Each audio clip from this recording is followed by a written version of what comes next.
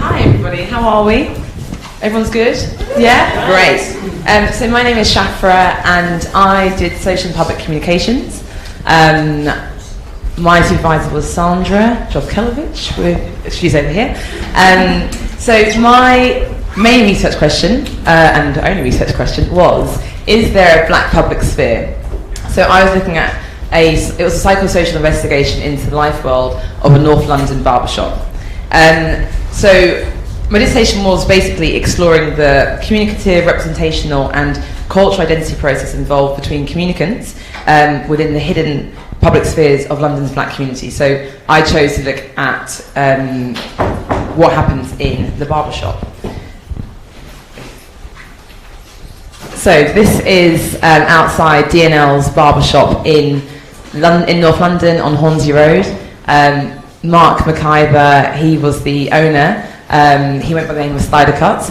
And I guess the duration of the presentation will be more about the pictures, because I did a participant observation of the barbershop. So I think, yes, theory informed, but I think it's more interesting to sort of look at the people and what went on inside. So hence why you might not see much text in my presentation.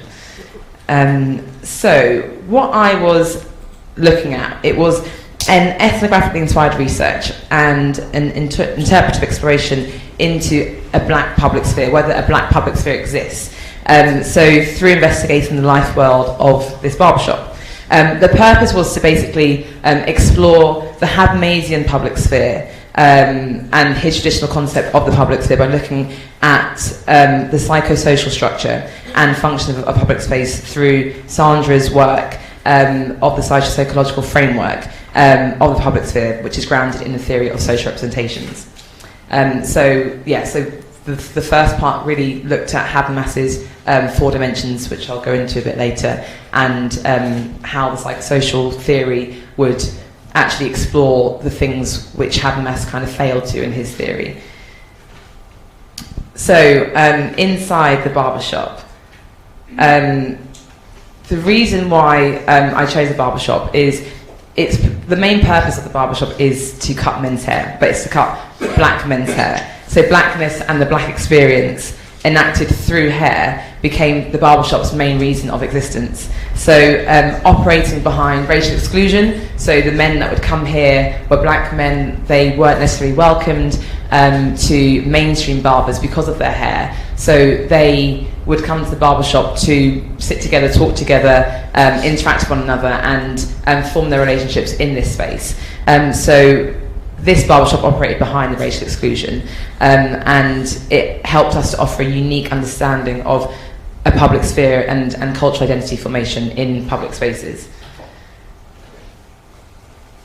So to this day, I guess there's been much debate on the public sphere. So Habermas's account of the public sphere significantly contributed to the theory of public life and the role of critical public space and democratic practices. But its influential account actually was central to its pathos, as it revealed many openings of basic exclusion in the Habermasian model. So Habermas's 4 key dimensions of the public sphere was openness and accessibility, issues debated of common concern, inequalities of status regarded, and participants to decide as peers. So that was the framework of the Habermas's public sphere.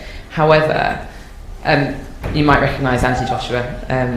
He frequented the barbershop. The apparent criteria for openness in Habermas's theory also perpetuated the exclusion of many marginalised groups from participating in mainstream public discourses due to an elitist view of what defines public sphere. So exclusions formed of class, gender, race were also at its foundation.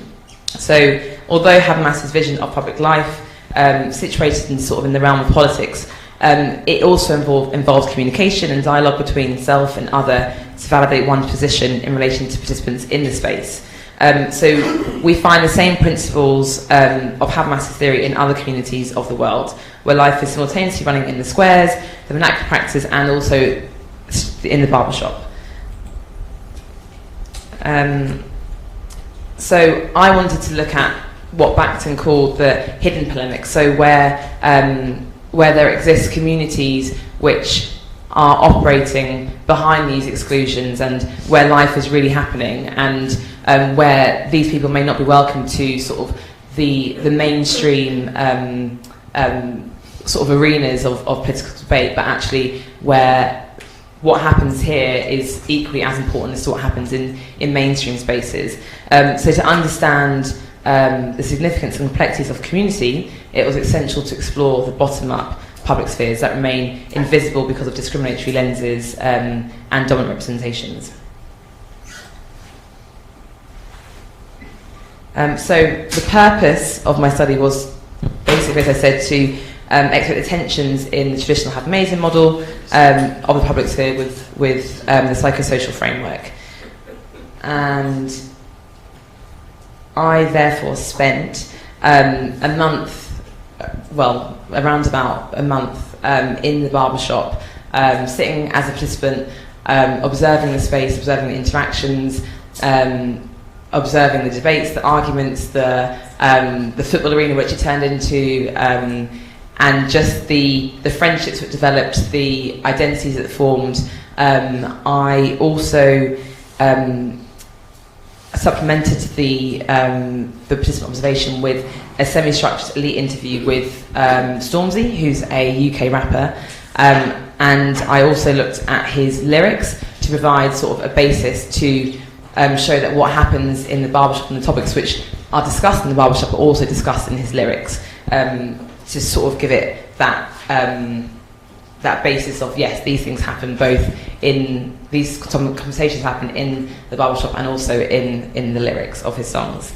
That's a really good picture of Mark. So the reason I was looking at Stormzy is because grime music and rap music have played a really large role in forming a counter-public and in developing Black London's experiences. So as one of the UK's biggest grime artists, I wanted to interview Stormzy to see actually what were his thoughts. And there is Stormzy. And it's really important to the discussion, I think, that the interview with Stormzy was actually granted in the barbershop. I'm at time out. Let me just finish this one sentence.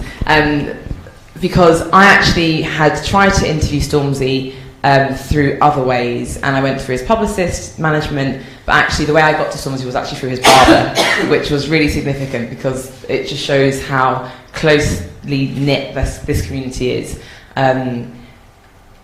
I can't go on, so I guess I'll have to ask if anybody wants any questions. But can I do one last slide really quickly? So yes, I was exploring obviously the if a black public sphere existed, and I believe that a black public sphere does exist. And the reason I think it exists is I think it's around a black public sphere actually exists because a public who ideologically engages in what it means to be black, with black actors in and from their life worlds to form a black common sense. Meaning making takes place in everyday black spaces, and the black public's actors engage with actors outside of their life worlds, navigating wider public spheres to transform their black and the wider publics through ideological encounters. So my psychosocial exploration really looked at the dialogical interaction in the public spaces, and that's how self, other, and alter really combines, because that's how the public sphere exists. So yeah, sorry it got cut short. Any questions?